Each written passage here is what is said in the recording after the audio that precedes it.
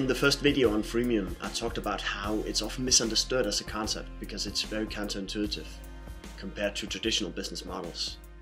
I'll try to explain some of the underlying mechanisms here and to hopefully create a better understanding of why freemium does make sense.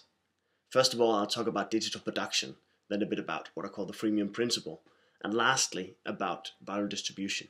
Digital production. For almost half a century, the price of computer power has been falling exponentially, what's also known as Moore's Law. And at the same time, the amount of tasks and products you can create on a computer has been growing. Because of this, it's today practically free to copy an MP3 file of music, a PDF of a book, or even a movie. So we are actually in a very historically unique situation where you have a lot of products with no marginal cost of production. There's always been a marginal cost associated with producing, distributing, and selling products.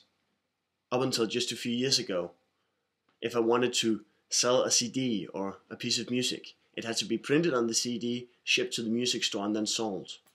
Yet today all that can happen digitally.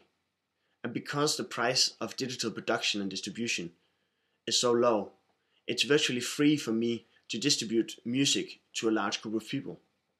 So once a track of music has been produced, it costs virtually the same whether one person gets the product or 100 million people get the product. This opens up for a lot of new business models, and one of them is freemium. Because here, it's enough to earn a profit from only a few % of the people who benefit from your product. The second thing is what I call the freemium principle. The idea that the bigger the suppliers of one product, the bigger the demand will be for its complementary products. It was originally formulated by Joel Spolsky talking about open source software, and we see it all the time. The more people get iPods, the bigger the amount of clients are for complementary products to the iPod, like small cases to keep it from getting scratched. Similarly, the more users Skype have, the bigger the demand will be for its complementary products, like being able to call a regular phone.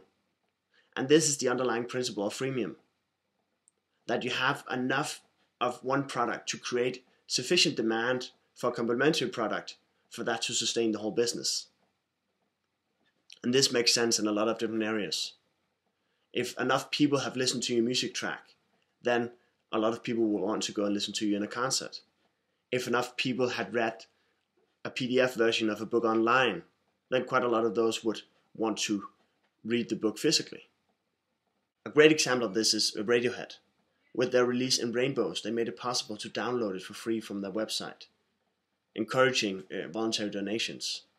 Later, the manager stated that the attention they got from the free music has made it possible for them to sell out much larger venues than they used to before. And in this way, the free product of the music has generated attention and demand for the product that is the concerts. The last thing I want to touch upon is viral distribution. Word of mouth marketing has always been a powerful concept.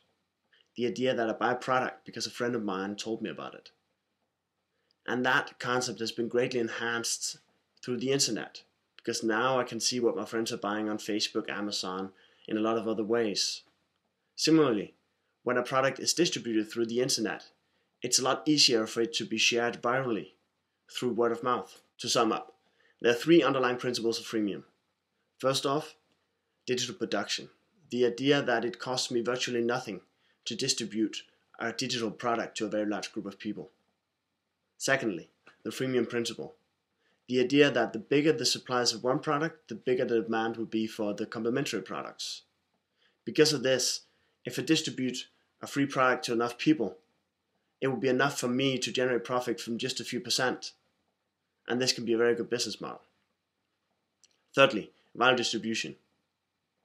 Because of word of mouth marketing, a free product can gain very large traction and get distributed very widely, and then again generate attention for the paid products.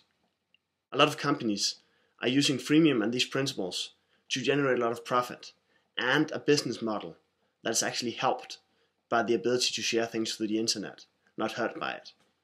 So maybe freemium could also be right for you. You can see the next few videos about what companies have freemium potential and how you go about implementing it.